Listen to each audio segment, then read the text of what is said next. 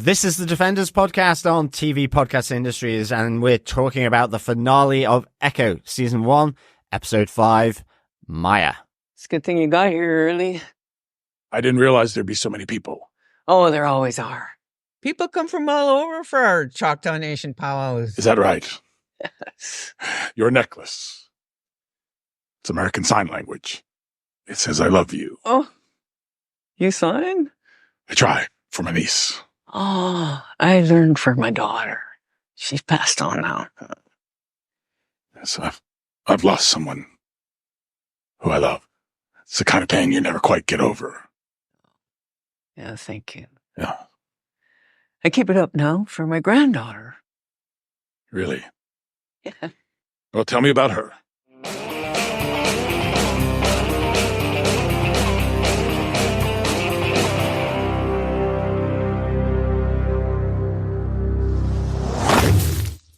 Welcome back, fellow Defenders, to the finale episode on the Defenders podcast, where we are going to be talking all about Episode 5 from Season 1 of Echo, Maya.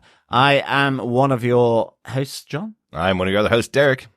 And rounding out this trio for this very special episode, I'm Chris. Excellent stuff. Yes, we are into the end game of what happens in Echo. Yeah, or the start game of what happens in Daredevil Born Again. Well, that is true. Yes. Just in case you didn't get the chance to watch it, because we will, of course, spoil everything that happens in this episode. There is a post-credit scene in this episode. I did notice on Disney Plus that the minute it comes up to the credits, it goes, "Do you want to skip the credits?" And I didn't. But I wonder if that takes you directly to the scene, or does it skip past the post-credit scene? So if you did that, make sure you watch the post-credit. For sure. Yeah. Definitely. Or mid-credit. Sorry, mid-credit, isn't it? I guess so. Yeah, there's credits Technically, because it's Disney Plus, there's always the additional credits for all the other regions. Exactly. Yeah.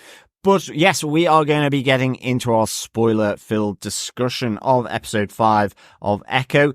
Before we do, remember, fellow Defenders, to pop on over to our website at tvpodcastindustries.com, where you can subscribe to the podcast if you're new to us, or you can check out all the other podcasts that we have done, including those over on the Defenders podcast, in particular, the Marvel Netflix stuff around Daredevil seasons 1 to 3. So yes, you can listen back as you watch those on Disney Plus. We also love to get your thoughts, feedback, and theories, observations, comments. So you can send in emails to feedback@tvpodcastindustries.com, or you can head on over to our Facebook group at facebook.com/groups/TV Podcast Industries. Without further ado, shall we get into our episode details for Episode 5 of Echo, Maya? Derek, who gave us what, were, when, how, and why? Well, of course, Echo, the character, was created by David Mack and Joe Quesada. The head writer for this show is Marion Dare. The writers for this episode are Amy Rarden, Stephen P. Judd, Ellen Morton, and Chantal M. Wells. We mentioned Stephen, Ellen, and Chantal in previous episodes, but this is the first episode that Amy is a writer on. She is an executive producer on this show and previously worked on Jane the Virgin and the Charmed reboot, interestingly. Interesting. Yeah, interesting. I didn't even know there was a Charmed reboot. No, me neither. I think it came out 2018 to 2020, so it went for about 3 seasons. Okay. Yeah. So there you go. And the director for this episode, once again, is Sidney Freeland, who directed 4 of the 5 episodes of Echo. Excellent stuff. Yes. Maintaining her work as the director here for this season of Echo. Exactly. John, do you want to tell us what they gave us with your synopsis for Echo Episode 5, Maya? Sure. In a flashback to her childhood, Maya hits a woodpecker with a slingshot. Taloa reprimands Maya for hurting an innocent life, and with her hands glowing, heals the woodpecker. Later, the two release it back into the wild. Having left Tamaha and on the road, Maya stops off at services, unaware that back in Tamaha, her family are in danger, as Fisk plans retribution for her rejection of his offer to return to New York as his partner. In Tamaha, as the community gets ready for the Choctaw Nation Pow Wow, Biscuits messages Maya that Chula and Bonnie are missing, and she returns to Tamaha. She quickly visits Chula's home and is met by a vision of her mother, Taloa. Taloa tells her that she is the embodiment of their people's legacy and that this legacy will echo through her actions. The vision ends revealing Chula's finished garment. At the Choctaw Pow Wow festival, Maya locates Fisk, who has kidnapped Chula and Bonnie and threatens to kill her entire family for betraying him. While Biscuits incapacitates Fisk's men with a monster truck and Henry takes out Zane, Maya shares her Choctaw powers with Chula and Bonnie, who overpower Fisk's men. Using her powers, Maya takes Fisk to the memory of his father beating his mother in an effort to heal his trauma and help him let go of his anger. Returning to reality, an outraged Fisk demands to know what she did to him and leaves the festival before the police arrive. The next day, Maya joins her family at a eat-out at Chula's home, while in a mid-credits scene, Fisk is on his airplane watching with interest a news story that talks about the lack of frontrunners in the New York mayoral elections and sparks an unexpected idea in the Kingpin. Well, that's what I'm assuming anyway. That an idea is forming within the mind, closely around the bullet hole area of Fisk's brain. Or the former bullet hole area. We'll talk about it as the episode goes on. But do you think Fisk is born again, potentially, in this moment? I think so. Or in this episode, at least. Yeah. I think you might be thinking of some kind of rain, as in R-E-I-G-N. Oh, very good. Very good. Yes, a bit of rain to come for Fisk, which will be very cool. But only if someone is born again. Ooh. Yes, Ooh. yes. Who might that be? I don't know. Will it be the Iron Fist? Wait, rumor is there is apparently a new Iron Fist show in development at Marvel. Ooh, yes, interesting. with Danny Rand to return. Ooh, but He will not not as be the Iron main, Fist. Yeah. But No, he he will could- not be the main Iron No, it could. Well, yes, because Iron Fist is regenerated, and takes over that mantle. Oh, that'd be really interesting. And yeah, we did see at the end of the second season of Iron Fist, if you did get there, the Colleen Wing was the Iron Fist, and Danny Rand also had Iron Fist powers at the end of that season. So you could have exactly. two. Yeah, absolutely could if they decide to move on. But I don't know about any of these rumors at the moment because I think everybody's just going. So Echo, everybody's now watching the shows for the first time, and all of their theories are just the theories that they published 6 or 7 years ago about how the shows would continue. And they're now saying, "Oh, new rumor suggests," when they were just their theories back 3 or 4 Well, years if we don't get an Iron Fist, we've always got Iron Fisk. We do have Iron Fisk, Iron-headed Fisk, I think. Yeah, exactly. But shall we get into our top 5 fight points for this final episode of Echo? First off, fight point number 1, Maya already a crack shot. Yes, the flashback here at the beginning, where we have Maya coming out of the shadows, coming out of the trees to take out the woodpecker that we've seen is very much connected to the Choctaw Nation. Yes. And she takes it out with a catapult, just like Dennis the Menace. Yeah, absolutely. What does it, Taloa calls the woodpecker Biscuits, Yes. and that the woodpecker taps out messages or warnings. There is a symbol of warning, effectively. Yeah. A crack shot at an early age. I mean, again, in this immediate moment, I was thinking, is this suggestive of,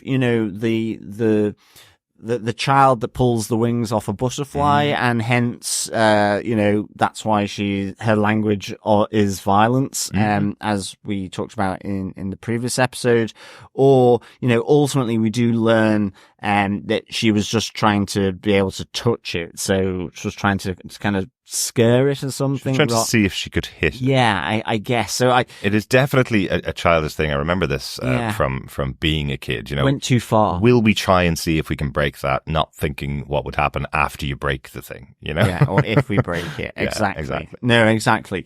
So probably in that wheelhouse. But I think interestingly here with this flashback, we see Taloa has this kind of power of healing. Yes, we do.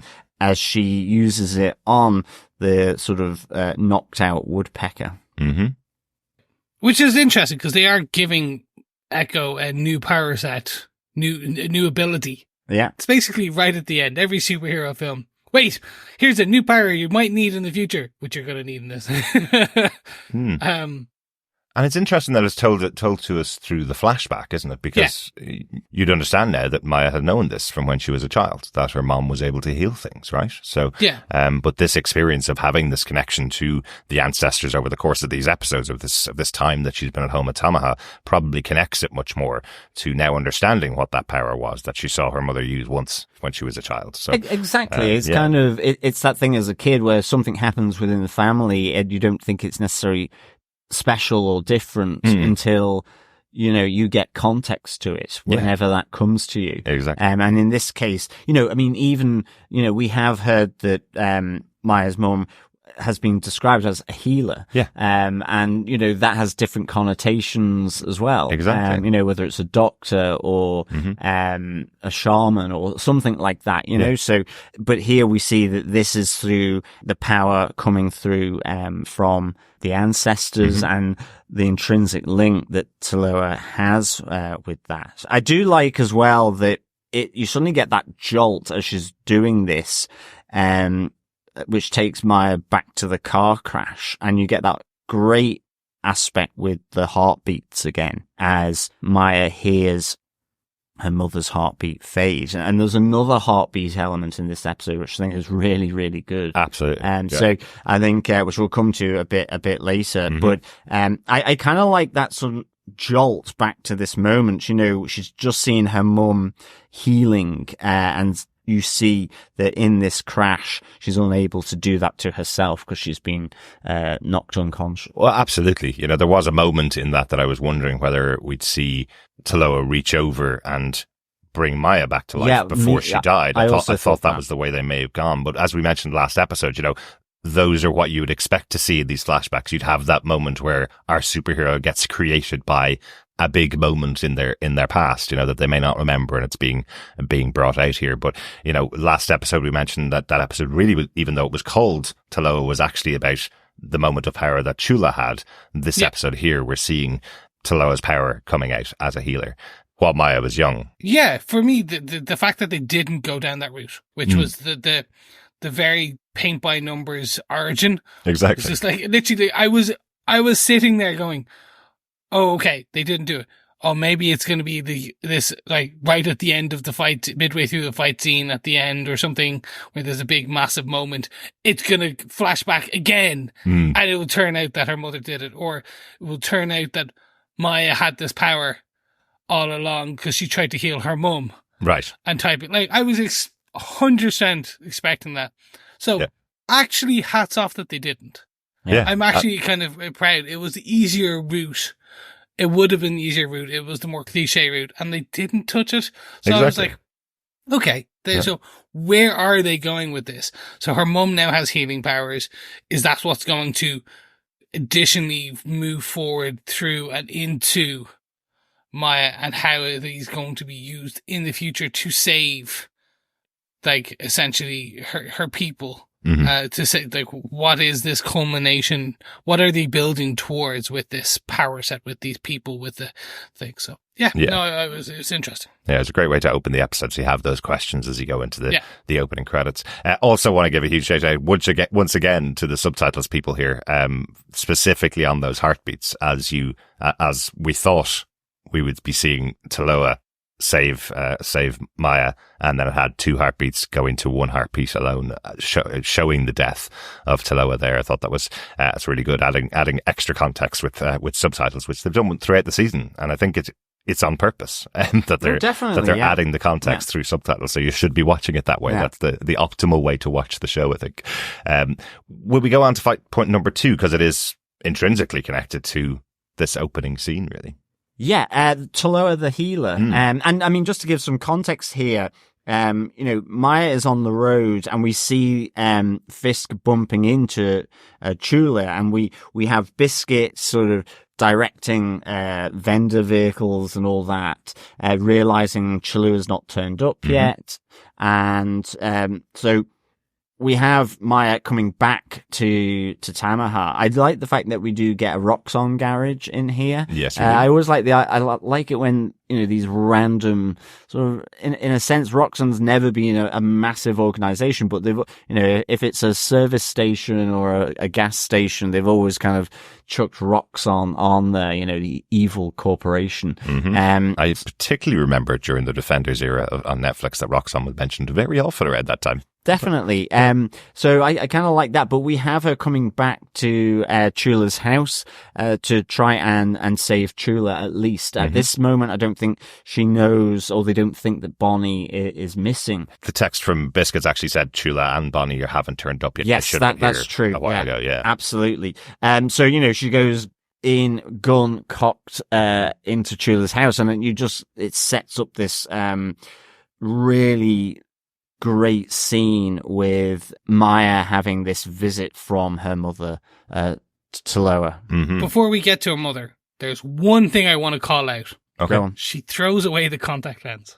Yes, she does. Yes, she does. Yeah. I was like, what? Why include that? Because essentially you gave her an ability now that Maya could have used going forward, which is that she can essentially just see, she gets a translation of ASL of what people are talking to her. Like, that's just, that's there. It's tech now. She should have just used. Maybe she's starting to get an irritated cornea, as She Dr. could've. Bob She says could've, in the previous feedback, maybe. podcast. Yeah.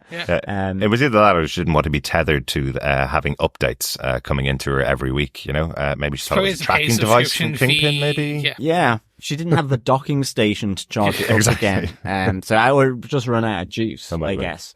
No, it's a definite decision to sever herself from this control that Kingpin had over her, effectively. This change in her. I suppose, the connection she talked about with Fisk saying, "You don't even love me enough to learn ASL," and he effectively washed over that with technology. Yeah. I think she's kind of going, well, you know what? If nobody's going to learn ASL, I don't care what they're saying, basically. Fair. So Okay. I wonder if it was something like that.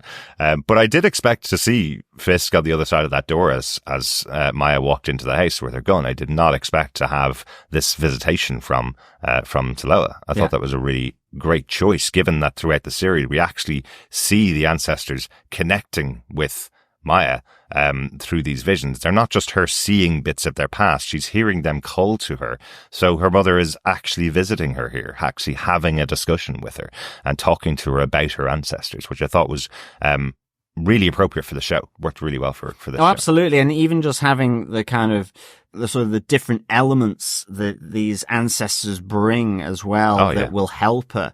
As Taloa says, you're not alone. And these gifts will echo through her, as they did through her mom and, through her ancestors previously. Yeah. And which we've seen in those openings. We saw Loak seeing Shaffer. We saw Tuklo seeing Loak. So, we have Shaffer representing ferocity, Loak strategy, Tuklo cunning, and then Taloa is love, and to bring all these love and healing elements together, So this was really great. All that context sort of being provided here as to how they echo through what they bring to Maya. Yeah, and the way that Taloa says to her, these are your gifts. These are the gifts that you're getting from your ancestors. And importantly, it's also tying back to what has been the creation of Maya as the villainous character, as the henchperson for Kingpin, or as the new Queenpin. It's all stemming from the death of her mother, the pain that caused, the separation that it caused from her family. And Taloa is taking this opportunity to going, you've been lost. You've had this pain being in control of everything that you've been doing for the last 20 odd years since you left Tamaha. Let it go. It's time to put that in the past where it belongs. And you're not alone, even though I'm gone. Your father's gone. Yeah. You've separated up from Kingpin. You're not alone. You have your ancestors behind you, and we will always be there with you. I thought that was a really good moment to have her brought back in, I guess, to the fold. Yeah, definitely. because this echoes really through the decisions that Maya makes throughout the rest of the episode, the decisions that who she's going to be and how she'll use these powers. So I think it's a really important moment to have this with her mother, talking her away from her pain, and then also revealing her superhero outfit. We were kind of right last week that was being made for her by Chula. Yeah. But we have Maya's new outfit, which looks cool. It does. It's very old school. It is very appropriate to the culture. Mm-hmm. It doesn't look very bulletproof or anything like that, but I'm assuming certain tailors in New York can probably add some titanium weave to it, and maybe it will be fine. Well, that's it, but and it's the symbolism of it as well, because I think Taloa says how each seam represents sort of the ancestors. Yeah. So and it it's what Maya ultimately was when she goes to the powwow there. So I think if we move on to fight point number 3, the powwow showdown. Yeah. Loved this opening scene as we have the music and we have the entrance of the group coming into the powwow, and Maya's in the center of them all wearing this outfit that she's just been gifted from her ancestors, from her mom, from made by Chula. It's really cool. And just as again, the use of sound throughout the series works so well, as you see the sound dropping out from the music that's being played only to the bassline drum, and then you see Maya is aligning with that as she focuses, and it's only at that point that she sees the woodpecker once again, this representation of danger, guiding her to where Chula and Bonnie are being held by Fisk. It's aligning with her ancestors, aligning with her history and her people, gives her all access to these powers, is what it seems like from that scene, and just represented so well. I loved how it was done, that synchronizing of the heartbeat of Maya's heartbeat with the drum beat, that kind of rhythm, and you see with the stepping that she's doing to the rhythm of the drum as well. I just thought it was like fantastic. And this is to help her actually infiltrate this powwow, because all of Fisk's men are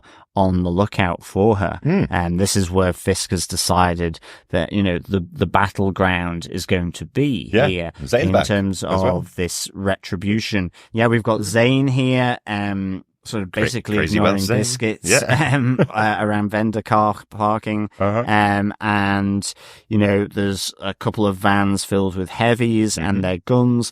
And at the center of it, there, this fantastic spectacle of dress, rhythm, music, and the music throughout this, I thought, the ceremonial music, as much as then the likes of Samantha Crane's vocals playing through this episode, was really, really cool. It felt really great to me. It really added again that another underlying sense of emotion to it all. But I like that, you have this introduction to the powwow. And, I'm just going to say it there as well. Powwow. I forgot about this word, powwow.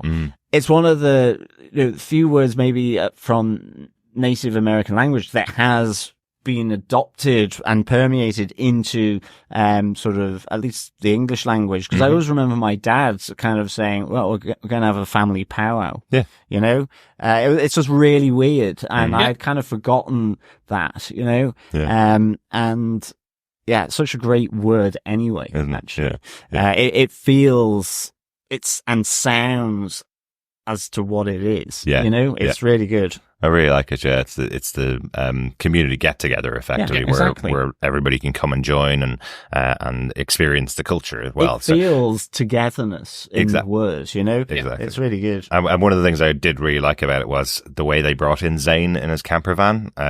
Because we mentioned earlier on in the season, Zane being a Welshman in North America here, he really seemed like a tourist, not specifically Welsh, but really felt like a tourist arriving at this community event. You see him with the Tamaha, I love Tamaha kind of hat on his head, but again, massively rude because it's Zane telling Biscuits he's going to be barking in the the vendor spot. I don't care what you say to me, kind of thing. Yeah, whatever. It was This is where I'm going. thumbs up as he just drives on to the parking spot. And he even says he's not going to take part in the powwow. He's not going to be close. He's just going to watch your cultural from afar. Yeah. Your cultural day from afar, basically. So I like that as well. But nice little touches. Yeah. No, I look for this. This was cool. This overall, every aspect of this, from the cultural bit. I remember speaking about something very similar with Miss Marvel. Mm-hmm. When we watched Miss Marvel, again, these windows into other cultures that I have absolutely no notion about outside of other Western-based TV shows or films, which usually are somewhat kind of, I'm going to use the term, whitewashed. Oh, yeah. Even culturally whitewashed. This seems authentic. This seems like something, if we were to go to Tamaha, we would see this. We would see, and straight at the end of this episode, there is a thank you to the Choctaw Nation in Oklahoma for the support, because obviously they consulted. They obviously were very close on this. Absolutely. And so I'm pretty sure the next powwow next year or this year in 2024 is going to be massive in Oklahoma. And actually, on the word powwow, I always thought that was a word you couldn't use. Like I thought it was like I know what you mean. I thought it was a word that was used to belittle Native Americans, indigenous people. I did think it was like very much a word like, oh, it's a powwow. Like, so I completely removed it from my lexicon, right? Because I always thought it was that, and then I'm like, oh no, it's just like, it's a thing. They use it. Everyone uses it. It is what it is. Yeah. And I'm like, oh, cool. The more you know. The star wipes into this episode. I always just thought it was two punches from Batman in the 60s series. Pow. Pow and whap. Pow and boff. No. Zing. Zing. Yeah, exactly. But no, it is really cool seeing this. And part of the showdown that's happening here, and it stretches across the day, as you've said, there are the moments of the dancing going on. I like that we see the camera pan across some of the women that are waiting for their performance or waiting for their moment during the day. And again, it's tying in, it is a current culture. It's not people dressing up in ancient gear. They're also people with literally boots on as part of their outfit for the day. It's showing that it is still a living festival for this community and with this community. Well, some of the dresses in the traditional style, but using sequins and very modern stuff, in there.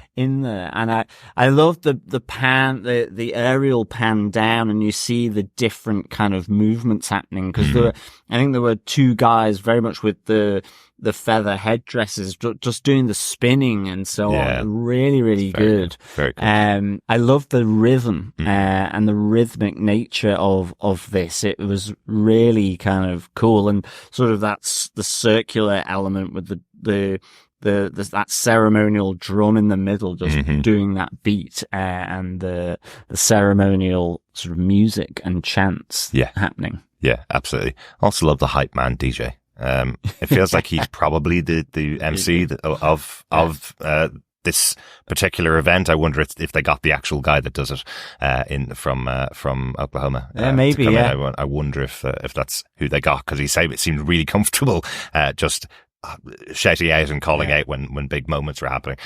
But part of this, I suppose, because we're going to talk about Maya separately in her own point, because that's really the big culmination of the episode. But I do like that Henry and Biscuits both get a moment in this episode to contribute, because they have been so involved in the series, but I like that Biscuits goes off to get himself a monster truck. There is a part of the event itself has a monster truck element, but he goes and steals a monster truck, or takes a monster truck to take out some of Zane's men who are waiting in the trucks. Well, that's it. And I like how Henry is saying, well, if you got yourself a gun, it's going to be dangerous, because I've got something better. And it's just the monster truck. Very cool. Was that shadowed anyway in the earlier episode? Was it anyway put, like, was there, because I can't remember it, but then I now in my head I'm like, wait, was that kind of going to be like, because of that scene where we saw him go to the junkyard. Yeah, Was there a monster truck in there in the background or something that we just missed? I think they just mentioned in this episode that there's a monster truck rally that goes on, so he takes one of those. But you're absolutely right. Given what had happened earlier on in the season with the way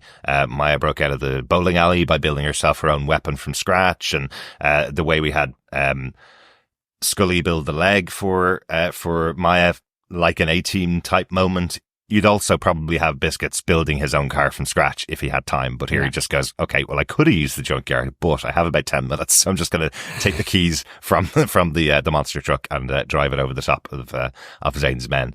But it's Henry that gets to take out Zane, which I like because of that coming full circle from when Zane came to take back Maya. He didn't think Maya was there, looked at Henry and kind of went, well, that's the prize that everybody wants anyway. This is the guy that escaped from New York, escaped from Kingpin's clutches, as we heard in the conversation between Maya and Henry last episode. He's the one that escaped and got back to Tamaha. So that was going to be Zane's prize, since he couldn't get Maya, or didn't think he could, back in the bowling alley. And here we have Henry taking him out with one shot to the heart. Yes. Well, absolutely. Yeah. And also just the look on Zane's face as well. Yeah. As he has an RPG. I mean, this is like, everyone at the powwow has no idea what's going on except for Biscuits, Henry, and Maya. Yeah. So classic. Oh, the fireworks are started. But I thought it was really good. Yeah. I enjoyed this. I thought it was an interesting, like you said, a way to bring it all full circle with the death of Zane. But I was kind of hoping he survived. Really? I actually enjoyed his character, especially in episode 3. Yeah. So I'm just like, he would have been good in Daredevil Born again. As one of Fisk operatives, kind of just as a low-life new thing, and you just make him a bit more wacky and crazy as it goes on. Yeah. So the fact he's gone, I'm like, okay, you've just killed another one I was interested in, but it's okay. Hey, Chris, all I can say is this entire series was built on the premise of Wilson Fisk getting a bullet point blank to the head. Exactly. Okay, yeah. And Henry shot this guy from across the way, took him out, stopped the RPG from going, but doesn't necessarily mean that he's dead. That's true. True. It could literally just be kind of lying down, then arrested as the cops come in. Yeah, I think you need like a Walking Dead style headshot to be the only way that people are gone. Henry needs see to the exploded head. But... Henry needs to walk over and double tap. Yeah, always double tap. But I guess that's it for the powwow showdown at the beginning of that. Yeah, I think we can move on to our fight point number 4, the echo of the ancestors here through Maya as she goes to confront Fisk. And save Chula and Bonnie, really. This is the culmination of the series, really, isn't it? Absolutely. Yeah. So, I'm going to go negative because I want to end on a positive for this, okay? This went by so quickly. This was a short piece. It felt like 5 minutes. That's all it felt like. Now, I understand it probably all culminated was a bit longer, but it was just... for the finale, for the culmination, for the everything. We had a longer fight scene in the roller rink. Yes, we did, yeah. And I was just like, I was expecting a bit more of it, now that she was fully powered, if you want to call it that. Like, she had, and also the bit, she shared her powers. Oh, yes. I was expecting, like, add in another 20 men, 10 men, whatever, maybe a bit more, because we had all the men in the vans. Exactly. But I was expecting like another van or something of men just coming in and then giving us a bit more, I want to say razzmatazz. Okay. Kind of, a bit more finale, a bit more just, I know this is like the street level. Yeah. But and I understand it's not trying to be that over the top cinematic battles to end all battles. Yeah. But I just expected a bit more. Because that's criticism that the MCU gets all the time, and even did themselves in She-Hulk, that we get to the final episode, so all it's going to be is your main character punching people in the face for 60 minutes, right? Exactly. So they didn't do that. And the choice makes sense because it's to do with the theme of the entire series here. I agree. And look, the criticism was I just wanted more, a few more minutes of it. That being said, what we got was fantastic. This confrontation between Maya and Fisk and how it is resolved, and that way, I was like perfectly thematically for this show. Yeah. The echoing of ages, the bloodline, the empowerment of this generation of women, different generations of women. Well, actually, Bonnie and Maya are the same, but you understand. It's just that kind of, the piece. And then how and what it ends with. Yeah. In terms of is the interesting piece. Very much. And there's a bit of punchy in there, so it's great, but I wanted more punchy. I'll just say that. Yeah, I loved this. I loved how it was shot as well, how it was put together. There's that scene where you see each of her ancestors sitting in Maya's position just after she's taken that punch. Each of them there, all forming together, and then separating out to be standing right by her side, exactly as Taloa had said to her, that she was not alone. She is surrounded by ancestors. I thought it was just so excellently executed. Yeah, it was really good. I loved that too. Just having that representation was so good, of seeing them sort of in place where Maya is and then separated out. I love that Chula and Bonnie get to sort of kick ass on their captors as well. And I like that ultimately, there's the fights and so on, but I like that as Fisk decides or needs to get in to sort of the action to control Maya, because you see all his men are being taken down. I love the fact that with his arms raised, it's Maya going in with the symbol that her mum uses to heal, in order to sort of make Fisk confront his own demons. Absolutely. Which was really good. I just thought it was different. Again, it's the upending of the expectations, because, you've heard from Chula's house, these different elements around ferocity, strategy, cunning, all this. And in the end, it's healing and, in a sense, love that Maya is using here. Yeah.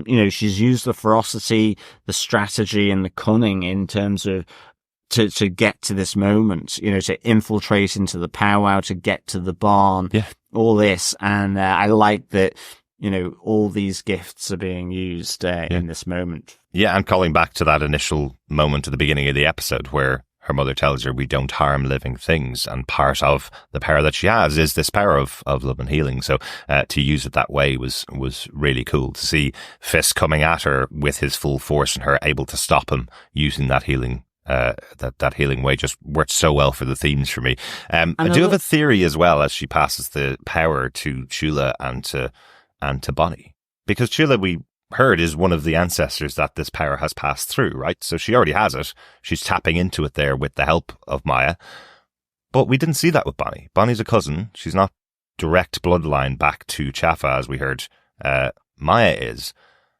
But we did talk about the fact that Devery Jacobs played Kehori in What If. I wonder if she has the connection back through her bloodline.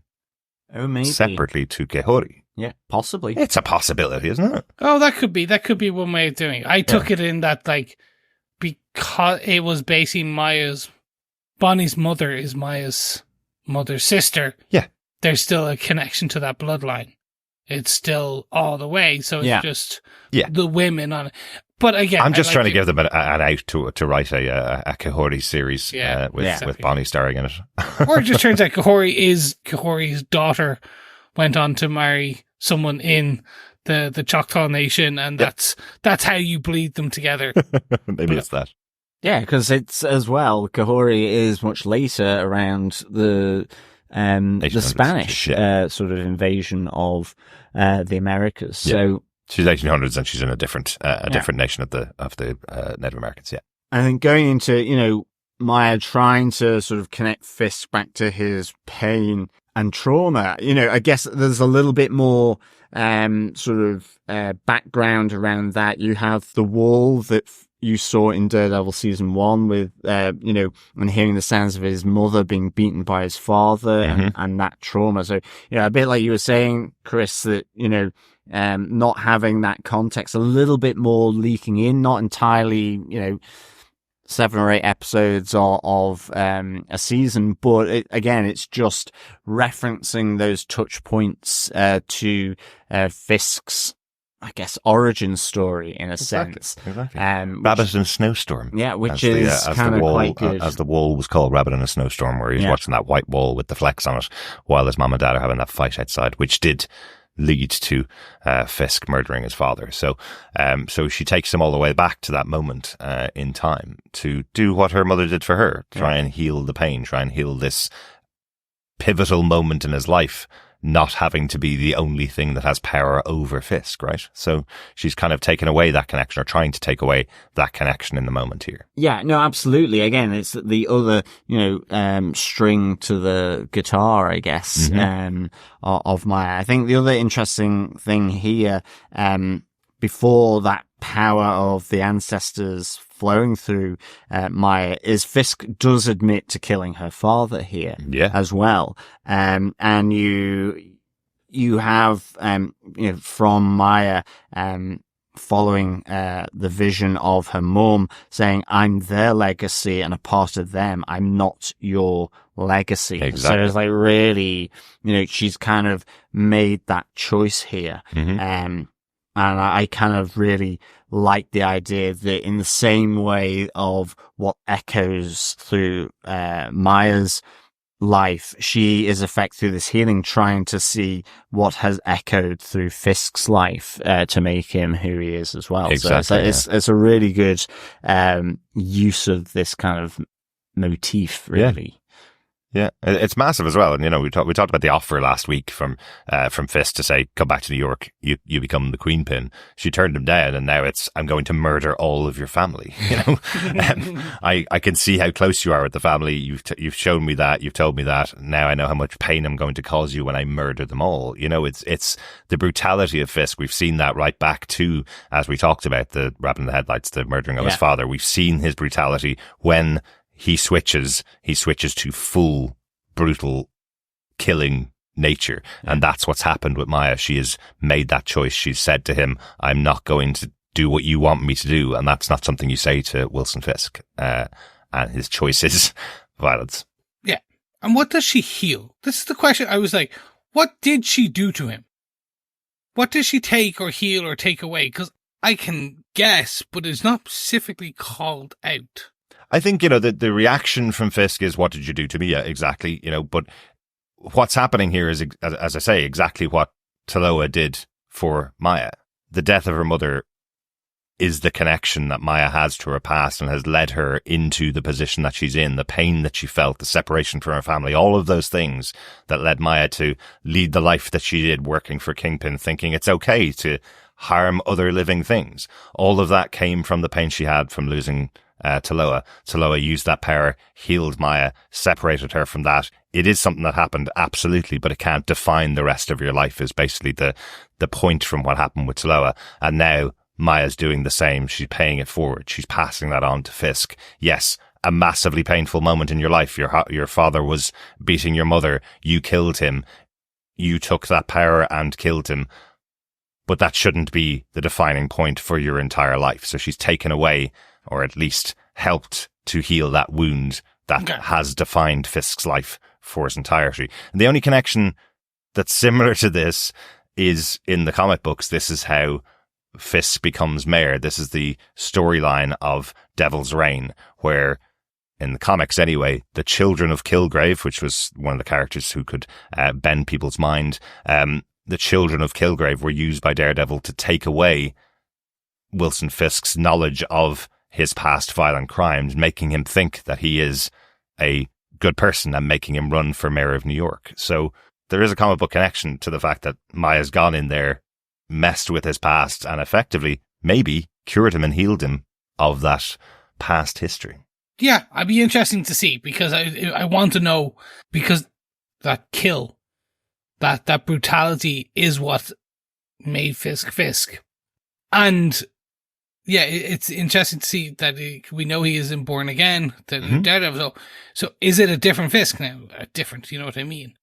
Is it Fisk born again? He's no longer actually the bad guy. Matt Murdock is going after him, kind of going, "You're a kingpin." He's like, no, I'm reformed. I'm good, type of thing. Is it going to be interesting to see? Absolutely. It may not have gone that deep, I guess. Yeah. It could just be more that, this has put a wedge in the door for Fisk, and maybe, I think with our 5.5 around Fisk for Mayor, I think it's, he's looking at that news story just in a different way. I think what is happening here is that power of healing, but it's not necessarily saying it's instant in this case, like with Kilgrave, which is almost a blocking. This is saying, this is Maya saying you need to confront what you've done, and that's what she's making him relive it, confront it, and as she says, this can't then define you. Exactly. You have to move on. So I think it's not as such that he is a changed man in the same way that in Devil's Reign it happened. I think this is saying that a seed has been planted here in the same way that we've seen through the whole of this season for Echo, with the visions sporadically coming to her. There's an evolution to it, and maybe that's what ultimately is a way for Daredevil Born Again, in terms of that role that Fisk plays and how that story will unfold. But I guess we'll have to wait and see. Yeah.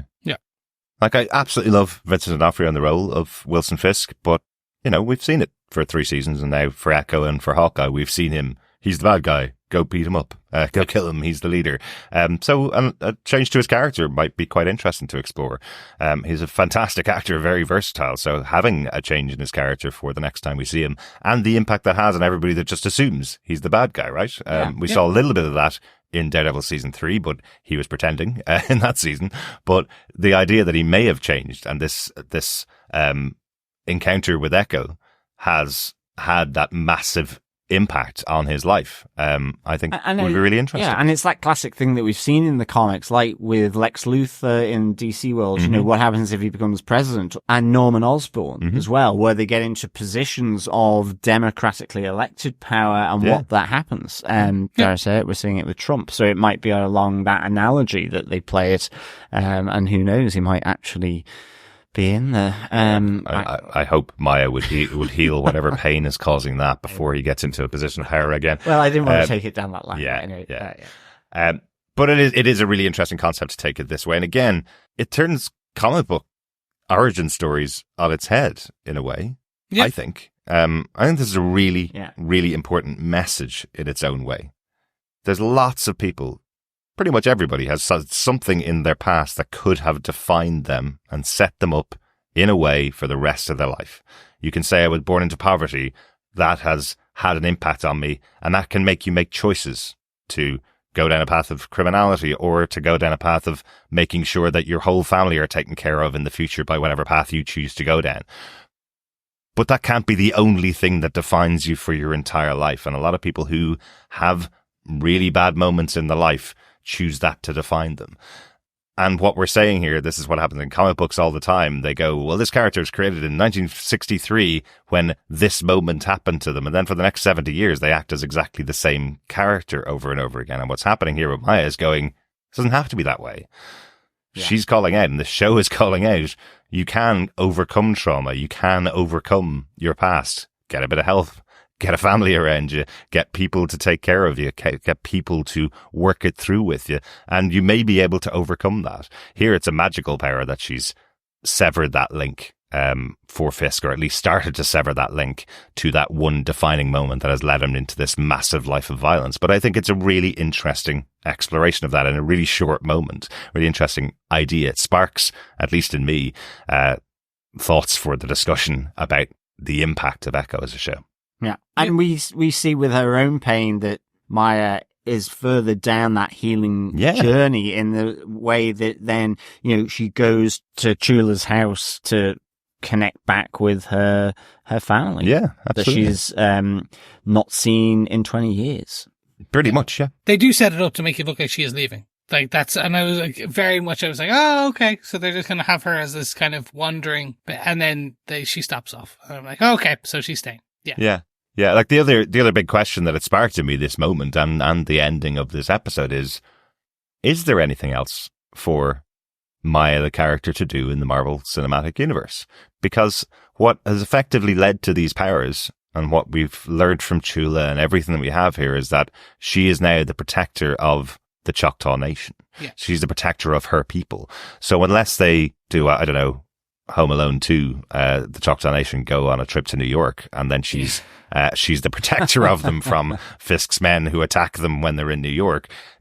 It seems that her powers are ancestral and to do with the people that are around her, the family that are around her, that she will protect the family and then will use the violence, because if she's not doing that, then she's on the dark side. Then she's on the side of Fisk. She's fighting and killing people that aren't attacking her family, attacking her Choctaw Nation. But so, I think it's more than just that, because I think it's also about what she brings to the powers or the power set that is echoed through of ferocity, strategy, cunning, and love. So what is Maya bringing to that that then other people and, the future generations will be able to tap into? Because we've seen that all these people tapping into it along the timeline that's been presented here. So it is about that, but I think it's a collective thing.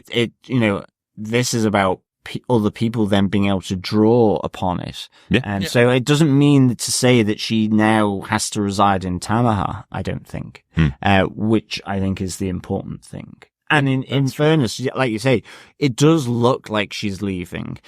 And it could be that she's just stopping off. We don't. Yeah. I mean, we just don't know. I feel like that's her returning to her family. I feel like she's got everything with her because she was going to leave. Remember, before she went to the powwow, she had everything with her.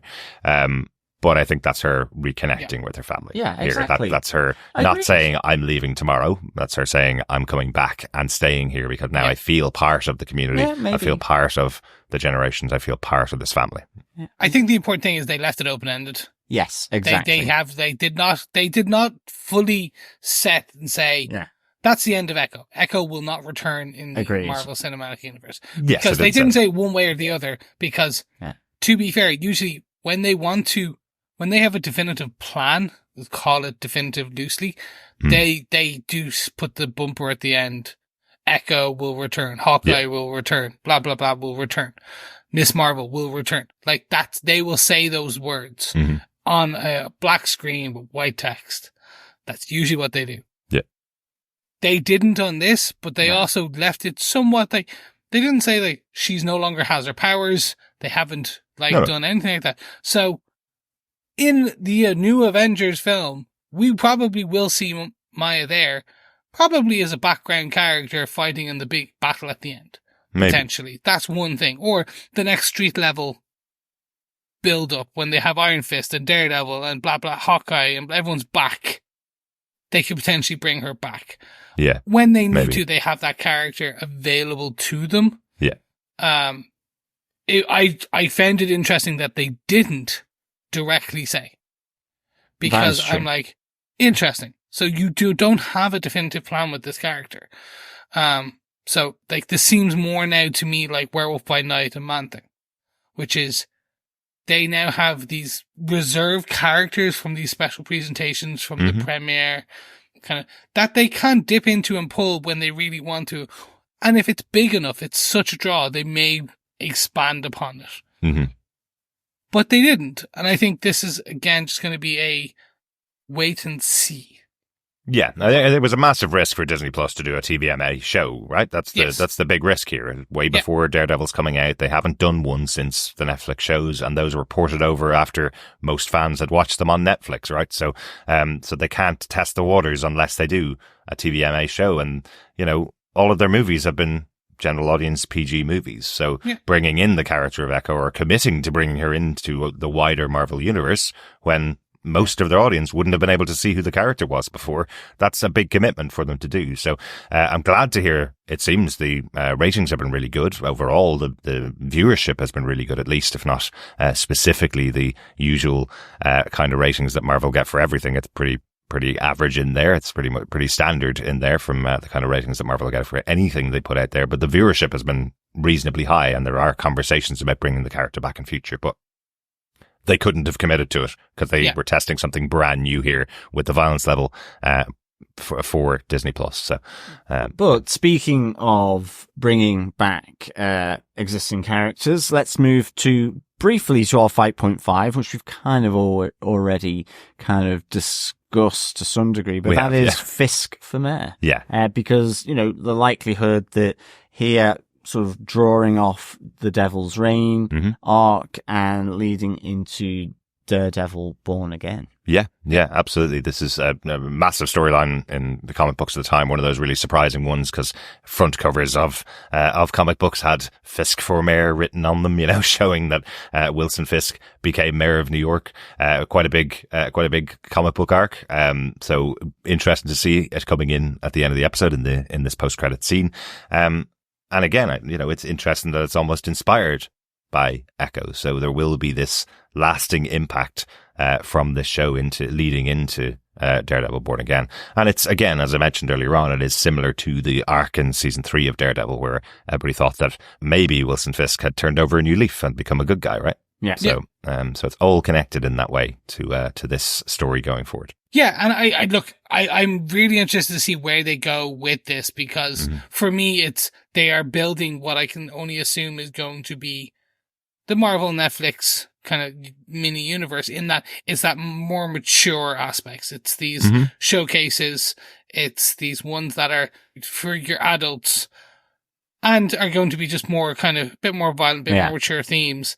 And it will be its own pocket universe. I want to say pocket because just they'll sprinkle in these characters later into the other movies and shows, but not as much. What you don't want is the kids, the young'uns going, "Oh, I want to know about Fisk. What's that hammer there for?" Like, they're going to try and separate, they're going to try and do as much of, and this is actually apt for Daredevil, a separation between church and state. They're going to try.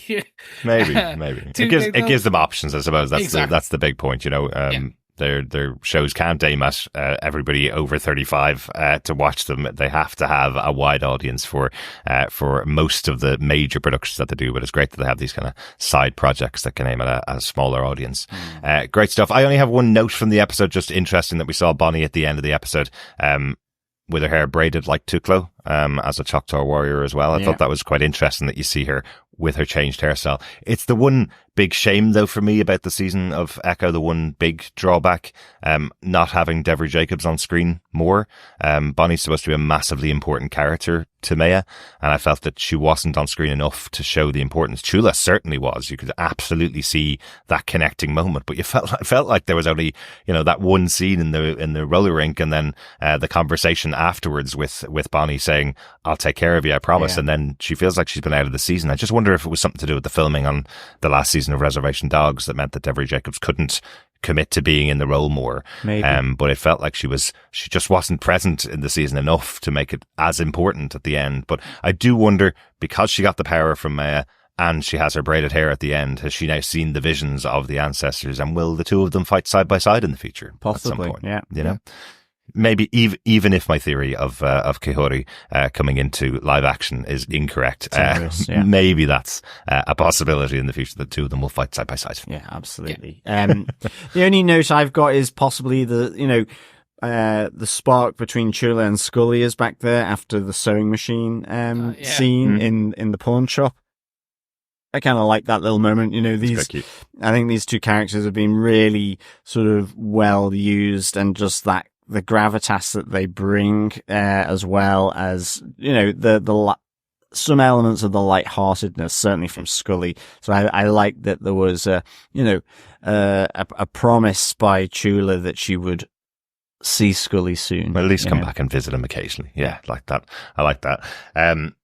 Just one thing on the discussion that's going on the TV. Just the reference that's in there that they make, where they say, what voters really want right now in New York is a bare knuckle boxer. I just thought that was interesting because Matt Murdock's father, of course, being a boxer, and Matt Murdock being a good fighter as well. So maybe it's Fisk versus Matt Murdock for the role of Mayor of New York. See, not just a law procedural type show. We're going to have a battle for office in Born New York again. Yeah, there you go. Any other notes, Chris? Nope, nothing from my side. Excellent. Well then, in which case, Chris, do you defend episode 5 of Echo? Yes, I do. As I said, like there was that small brief negative, if you want to call it that. It's just basically, I wanted more of a fight scene. I wanted more of a kind of kicky, punchy aspect, as well as the ending that we got. I feel it was apt. It was fitting. It just wanted a bit more kind of action to it. This was one of the shorter episodes. Mm-hmm. So it just feels like you were tied to a time, which we know they don't in the Disney Plus. So an extra couple of minutes of just Bonnie kicking ass, Chula kicking ass. It would have been great to see. That's all. That's it. That's my major negative. And then it's just outside of Fisk and that teaser we get. We don't know much more about what's going to happen to the character of Echo and these characters that we've been introduced to, and this nation and culture, which I want more of. Mm-hmm. So we got, say, the Miss Marvels, we got that furthered on in the Marvels. So I would love something similar. I would love to see more of Echo in future projects, just to see how it kind of turns out. But overall, really enjoyed it, and overall, great. Excellent stuff. Derek, do you defend this episode? Yeah, I absolutely defend this episode. I thought this was a really interesting and really good end to the show, the way it was presented. I wasn't expecting it. I think exactly as you said, Chris, you know, the show had been advertised, I suppose, as the show that takes over from Netflix. Daredevil takes over from the Netflix shows. It is ultra violent. They've got the fight scenes as good as the Netflix shows. So I guess you almost lay up the show that it's going to be a showdown at the end of the season between Wilson Fisk's men and Maya, and she's going to be fighting all her way through them to get there. But it did exactly what the show has been telling us it was going to do. She learns from her history. She learns from her ancestors. She learns a way to properly embody them as her power to take out Fisk. And the choice that they made here, that it would be with love and with healing, that is your way to really defeat Wilson Fisk, rather than what she already did, which was put a bullet in his head. You know, she's already tried that. It didn't work. So why would she try it again? That's the essence of madness, isn't it? So to make that choice and to build it up the way that they did, I think worked really, really well. I think the performances throughout the series have been great. The insight into the Choctaw Nation has been really fascinating throughout the series, and ending it in this massive powwow was really, really good. And yeah, I'm very impressed with what they delivered in this series. I don't see a way forward for Echo as a character, but hey, I'm not a writer at Marvel, so let's see how they use Maya Lopez in the future. She absolutely could just turn up in New York in the future, but I see this as being a way of bringing her back to her roots and giving her a good ending, a positive, happy ending almost, as she gets back and reconnects with her family that she's been missing for so many years. So I liked that as the closeout to the story of Echo that we've seen over these 2 seasons, I suppose, with Hawkeye and with this show now. So happy to see her again, though. She was fantastic. I'd love to see more of the character in some way in the future. So, but really good. How about yourself, John? Do you defend the finale of Echo, episode 5, Maya? Yeah, I do defend this episode. I'd give it 4 RPG fireworks out of 5. I did think it was short, I have to say. And, you know, dare I say it, rushed. I mean, I think there is the suggestion that there was a 6th episode there. So I think, you know, some of these deep moments, I think, could have been sort of just given space to air and breathe a bit more. Possibly that would include more with Bonnie, you know, and so on. But nonetheless, I really enjoyed it. I thought the heartbeat element through here, like getting the information around Taloa, and how that fed into, effectively the echoes are of Maya's life coming through from her ancestors to Fisk's echoes from his childhood trauma, from the beatings at the hands of his father, and him, the abuse towards his mother and him killing his father. So I love that kind of parallel that brought through here. And everything that you guys have said as well, I think, and, the intriguing element of what's coming up with, Daredevil Born Again and, the possibility of Fisk for mayor. But I have and do, hold out hope that we have Echo in that show. So I really hope that they do. I think that would be really intriguing, certainly as we saw Daredevil and Echo meet, in episode 1 of this season. So I liked how this sort of brought everything, together, at the end. And, so I'd give this 4 RPG fireworks out of 5. Yeah. Very good. Hey, John, I think it's time to go to the pub. Beer. Well, kind of. Last time for the pub quiz or the bar quiz for Echo. John. Not only beer, but also fellow quizzers and, of course, fellow defenders. Yes, welcome to the American bar quiz. It is question 5 of the Echo series, and relates to episode 5 if you're newly joining us. Question 5. Who does Biscuits tell Zane is looking after general parking? Very good. Very good. Loved this. Yeah, good little gag in there. And nice to end on a gag with our final question for the Echo Pub Quiz. So all you need to do is get together all the answers for all the questions, email us to feedback@tvpodcastindustries.com with each of the correct answers, and you'll be in with a chance of getting your hands on some Echo goodies. If you've missed any of the questions throughout the season, you can just pop on over to the website at tvpodcastindustries.com and all the questions will be up there too. John, do you want to give them the question one more time? Absolutely. Question 5. Who does Biscuits tell Zane is looking after general parking? Excellent. Best of luck. We'll be announcing the winner of the Echo American Bar Quiz on our wrap-up episode for Echo. The making of Echo is now available on Disney Plus right now. Go watch that. We'll be talking about that on the final episode as well. Excellent stuff. Good luck, fellow quizzers and defenders, in the Echo quiz. Exactly. Hope you had a bit of fun. Yeah, absolutely. Very good. Will we see what our fellow defenders had to say about the finale? Yeah. Let's do it. Yes, first up, we got an email through from Coffee and Vodka. It says, "Greetings, fellow foul-warned forearmed defenders. If ever the editor had some place to be, it was during the processing of this episode. Approximately 27 minutes of story sandwiched between opening and closing credits. Despite the general time disservice, Echo's story was wrapped up well. The modern-day Light Riders worked well together, and the bird brought a tender tear to the eye. End of the day, not out-of-the-park home run I'd thought it would be, but a good tale with a few brilliant scenes. 2.5 inexplicable monster trucks, maternal Voltrons, and Trumpy Kingpins out of 5 for the season. 4 echoes out of 5. Peace and take care. Coffee and Vodka." Very good, Coffee and Vodka. Yeah, thanks so much, Coffee and Vodka.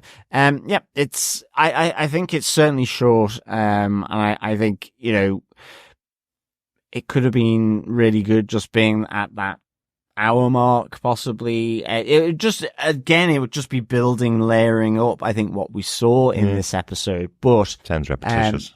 It could have been a longer fight scene, more sort of punches for Chris. It could have been, more of the powwow, and seeing that ceremony take place. More, could have been 10 minutes of Biscuits trying to find the keys for that monster truck. Well, exactly. Where did I put the keys? Could have been a whole host of things. But I mean, just it filtering through, as I say, we do know there is a lost episode of, well, that's Echo.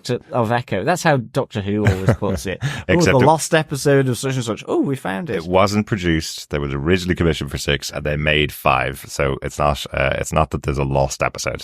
They made 5 episodes. I don't know. I get it. I understand the complaint that the episode might feel short, but I think it had the story that it had to tell. And the biggest complaint people used to have when we watched the 13 episodes of Daredevil, it was always like, oh, there's 3 episodes too many here. Oh, I wish it was 8 episodes. And then they make 8, and they go, oh, I wish it it was 5 episodes. And then they make 5 and it's like, oh, I wish it was 7 episodes. So, you know, if it didn't jibe, I totally get it. If the story of the series didn't jibe, I absolutely get it. But if they made the show that they wanted to make within the 5 episodes, and I hope they did, I think it connected quite well with me. I'm sure there's other things that they could have done within the series. And I think the one thing that absolutely is missing is Bonnie's character. That felt like they may have cut that storyline out of the series. That may have formed a majority of the extra episode that they may have gotten if they'd done 6. And I do feel it suffers for not seeing the actress Deborah Jacobs, or not seeing the character of Bonnie. But that's just my opinion, I guess. Yeah, no, absolutely. And I think it comes through from the for the season though as well. You know, it's a really good story. Absolutely. Thanks, Coffee Vodka. Yeah, thanks so much, Coffee and Vodka. Over on Twitter, we got feedback from Matt Murdoch, who had this to say: I really enjoyed Echo. Hats off to Porter for scoring music, making already big emotion feel even bigger. Mm-hmm. Surprising and amazing set of climaxes for the finish, and an insightful post-credit scene. Felt very Netflix Marvel, as it probably should. Thanks, Matt.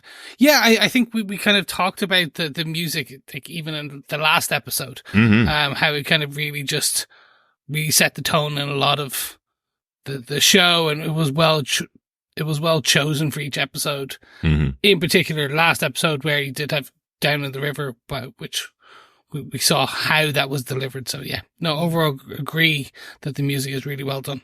Yeah, absolutely. Some really good choices from the music supervisor. Some great moments in this episode, particularly in the finale, as we talked about earlier on.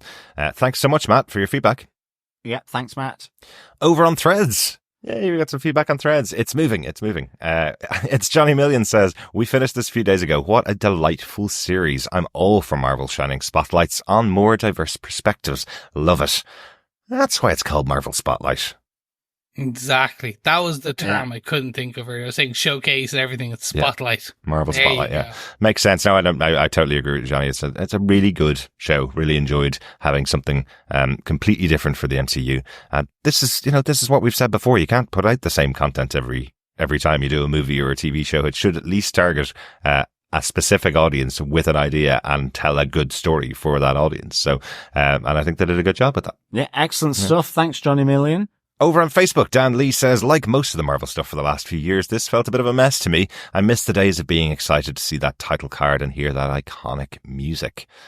That's a shame that it didn't connect with you, Dan, for this series. It's interesting, isn't it, that Marvel are no longer using the same music as their intro. We're not hearing the Marvel logo music as they had for the MCU movies, or it's changing quite often. Yeah, that's true, actually. And this is probably one of the first series, I think, if I'm right, this is one of the first series that's used a piece of music from a recognizable artist, I suppose. So the Yeah is doing the theme tune for this show rather than it being the composer doing a theme for Echo. Yeah. So this really does stand alone and separate from a lot of the other shows, doesn't it? Definitely.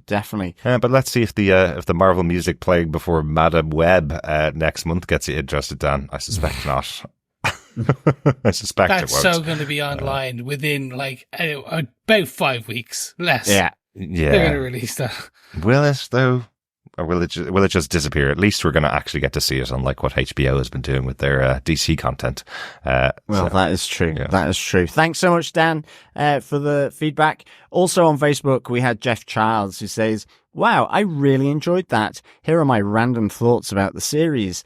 Great fight choreography. The Cox versus Cox fight, really good, and it whet my appetite for more Daredevil. Mm-hmm. Casting Alakwa Cox's cousin to play young Maya was great casting. They look like they could be the same person. Absolutely. It's hard to believe that this is the first role for each of them. They did an outstanding job.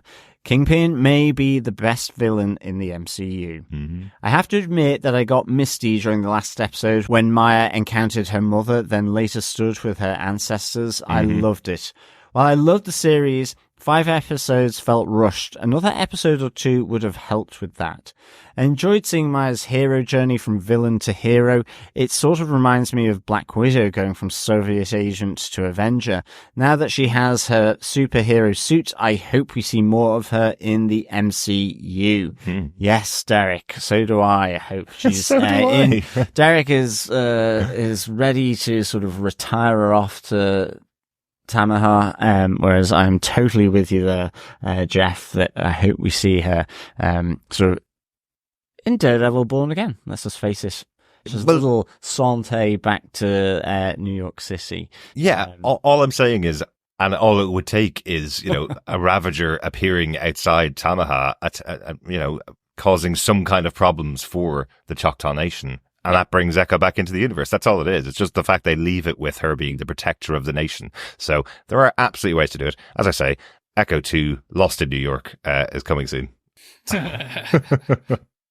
Thanks so much, of course, Jeff, for your thoughts, though, as well. I love the catch there on the fight between Cox versus Cox. So it's Charlie Cox versus Alacra Cox. So I didn't even think about that. Yes, two Coxes head to head. Exactly. Cox fighting, if you will. Yeah. Absolutely. Thanks, Jeff. And yeah, no, I do agree. I see the similarities with the Black Widow versus kind of Echo, the similarities that they do have inside of the Soviet versus kind of that's a nice redneck touch. Tamaha. Yeah. But overall, like, really glad that you enjoyed it as much. And I think a lot of people do feel that they could have done with one more, but some people are quite happy with the others. So I suppose it's just a fair mix. But have enjoyed what they've gotten. So yes. It's just, I think it's because people have enjoyed it. It's almost like they want more. Exactly.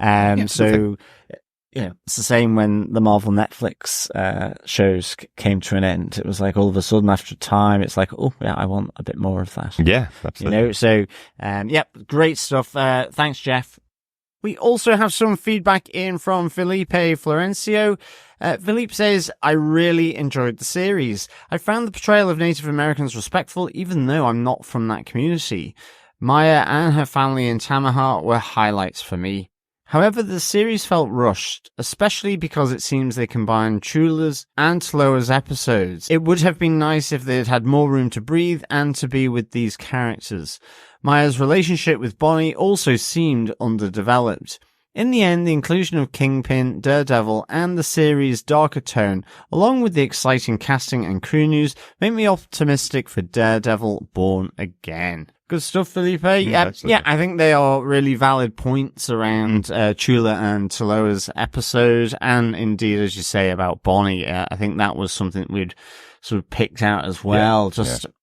Seemed like it didn't develop in the same, almost in the same way that Henry's, relationship with Maya as her uncle. Yeah, absolutely. So it would have been nice to have seen that develop a bit better. Yeah. I think because she's so central to the final episode as well, with Bonnie being saved by Maya, that you would have expected to see more of her during the series. So, it seemed like there was some reason why a major storyline was cut out there. You saw from the first episode onwards and didn't seem to get many scenes throughout the season. Perhaps that might have been what formed that extra episode if they got in the 6th episode. But, definitely. But yeah, I'm glad to see you enjoyed the episode or the series. Absolutely, overall, yeah, and completely with you. I love the portrayal of the Native American community, nations, the culture, and so on. I think it really just so interesting and great to see that put into different stories like this. Absolutely. Yeah. Thanks, Felipe. Absolutely. Thanks, Felipe. Dr. Bob Phillips says 5 out of 5 binned contact lenses for this episode. Just about everything this time worked for me. The full ASL rather than science-supported American conversation between Taloa and Maya, the crinkly love story, the phalanx of history, the beauty of Echo's suit, the gift of healing from a traumatic childhood, Monster Biscuit, and Grandma going full-on Groot as she battered the baddies. I do hope we see more of Maya and explore her and Bonnie a bit deeper. Tempted to watch with the audio mute next time, though. I suspect it'll be one of those few shows where it could be as good as with sound. Yeah, that's a really good point. And as I said throughout the podcast, we always watch these shows with subtitles, and there's definitely some nods in the subtitles for just kind of a little bit more detail behind what's happening, because they do a bit of description of what's going on, or just little lines that are said and give a little more clarity. So definitely, I think part of that would be the importance of the heartbeat in at least a couple of the episodes here with Echo, that, it just makes it a bit clearer. Yeah. Just added that bit more, with than having the subtitles off, really. Yeah, exactly. So, exactly. Very good. Yeah, great stuff. And speaking of making things clearer, I was actually going to put this into the main podcast. When I was listening back on our edit, I realized we missed a major thing that happened in the episode, and we joked about it earlier on in the podcast. We are recording this a little bit later. Chris isn't here, as you can probably tell. But we had completely missed the fact that Biscuit has transformed Chula's truck into a monster truck. Yeah. That's what he'd done with the stuff that he got from the junkyard. Absolutely. It's only on screen for a split second. It's on screen for a split second, and it's just, I think, to Felipe's point, it's something that there's a bit of a leap of faith here that you're borrowing your grandmother's truck. Yeah. You damage it and you don't repair it back to how it was, but instead go for a monster truck, because it was like this was her work van. Well, yeah. Or work pickup, or like... Yeah, because she's delivering posts from a different car, wasn't it? Another broken down car. Yeah, so I was kind of like, it's not that you would drive a monster truck around. So it just feels a little bit difficult to sort of immediately just absorb that without having seen it sort of explained. You know, I mean, the whole scene where Biscuit's friend says, anything the sun touches is yours. You kind of go, Gran, that means he can repair the car, not create a monster truck. Yeah, that's exactly what I thought was happening. Yeah. It's an odd one, isn't it? And the fact they didn't dwell on it. But don't get it. But the fact that we missed it as well, I was quite surprised that we'd missed that that's what he'd done. But it does seem like a weird choice from Biscuits. So they're kind of cutting out the storyline and having him just drive a monster truck made us think that he'd just stolen a monster truck. Yeah, but that's it. I don't even think we'd missed it. It had not been signposted particularly well that Biscuits had created a monster truck out of his grand's pickup truck. Exactly. And given the powwow where there's different things going on, I kind of just assumed part of it was a monster truck demonstration, or where they, crush other smaller, lesser cars with the monster truck. And so that he had just kind of said, look, I need to borrow this or something. Exactly. Or just hopped into a monster truck to take one. Yeah, exactly. But it's only when you look at it, if you pause it for a second, you see the color scheme of Chula's truck underneath it. It's still the same. Okay. The same dark brown and light brown color scheme. So we missed that. And you'll probably have heard that earlier on in the episode and be shouting at your podcast going, what the hell are they talking about stealing monster truck? But yeah, good stuff. Yeah. Thanks, Bob. Thanks, Dr. Bob. Yeah, thank you. And finally, Harvey Locust says, wow, what a fun and interesting show. I was so glad she threw away the contact lenses, which she should have done right after she'd done talking to Fisk. I mean, if there is enough technology in it to do what it did, it would obviously have a tracking device in it as well. True. The fact that they made arms and hands to do ASL was silly. Why not just have text? It's not like she can't read. At the end of the last episode, I was still hoping for her to be a baddie at the end of the series. What they did in the intro of Mum's healing power and the way they closed it with all the ancestors standing behind her had me change my mind. When she shared her powers with her family members, I couldn't help but cheer. The look on Chula's face was priceless. Same with Zane's face when he caught the eye of Henry. The only thing, in my opinion, that could have made this better is if they didn't need Kingpin for the Daredevil series. I thought Daredevil was the worst of the Netflix Marvel shows, with the exception of Karen Page, James Wesley scene. As far as tying it into the Netflix shows, I think they did a good job with the intro music. I don't remember if Turk died, but it would have been fun to see him too. All in all, I give the show 4.95 out of 5 modified monster trucks. Excellent stuff there, Harvey. Thank you for that. Really good to get the old out of 5 from you there. And glad you enjoyed this series as well. Yeah, absolutely. And yeah, that's a good point about the ASL hands, that you could have just done subtitles below someone that's talking, couldn't you? Yeah, which would have made more sense. But he was creating the technology. It's like that old story about, we want to be able to write in space. So NASA spent millions creating a pen to write in space, and then the Russians, used a pencil. Yeah, exactly. It's the old story. But, he wanted to show off that he wasn't going to learn ASL, but he could create technology that gave him ASL arms. It's like we forget good stuff that we have, or the stuff we already have. Just the simple stuff. Exactly. So yeah, but yeah, really glad that you enjoyed this. Glad as well that it kind of changed your mind around Echo, and that she ended off, sort of absorbing the good of her ancestors and using that for her present relatives to fight off Fisk. Yeah, the whole look on Zane's face as he catches Henry, really good. Henry, a very good shot. He was. I hasten to add. He was, absolutely. And with the silencer, which I don't know whether it's just something random that I know, but I always thought silencers kind of make it harder. Oh, really? To use a gun. But I don't know. Yeah. I'd say it might be completely wrong. I know very, very small amount to make guns. No, me too. I must admit. But we are big fans here, as you know, Harvey, of the Daredevil series. I know it's probably the biggest of all the series, probably because it was the first as well. Jessica Jones, huge fans of that as well, and I'm also quite partial to Luke Cage as well. So hard for me to pick one of the series that is the best series. Some of them have ups and downs in them. I think the second series of Daredevil is okay, and the third series is really good. First season of Jessica Jones is probably my favourite of all of them, and as I say, I also love Luke Cage too. But excited to see them return. Absolutely, and certainly, yes, that scene between Karen Page and James Wesley is absolutely awesome. Fantastic. Yeah, that was awesome. Like, James Wesley was one of my favourite characters. To have him bumped off there, like, no. I know, he was great, wasn't he? Really, really good. Yeah. Excellent stuff. Thanks to all of you for your feedback, and thanks to everybody for the feedback throughout the season. Absolutely. Good stuff. Thanks, everyone. Back to the closeout with myself, Chris and John. If you want to email us and tell us any further thoughts you have, you can always email us to feedback@tvpodcastindustries.com, or alternatively, you can pop on over to our Facebook group at facebook.com/groups/tvpodcastindustries. Yes, you can also support TV Podcast Industries by subscribing over at TV Podcast Industries for all the new stuff coming down the track, such as Star Wars The Bad Batch, which begins on February 24th.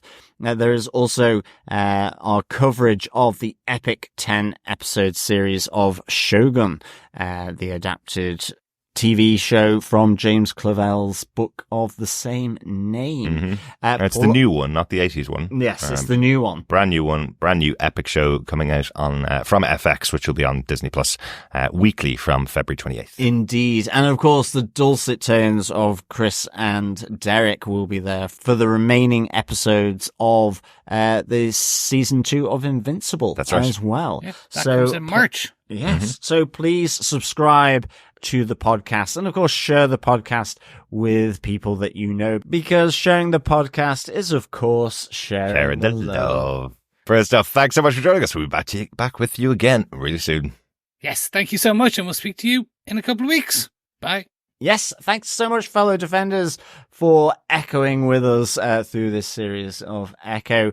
In the meantime, of course, though, keep watching, keep listening, and of course keep defending. Maybe. Bye. Bye. Bye.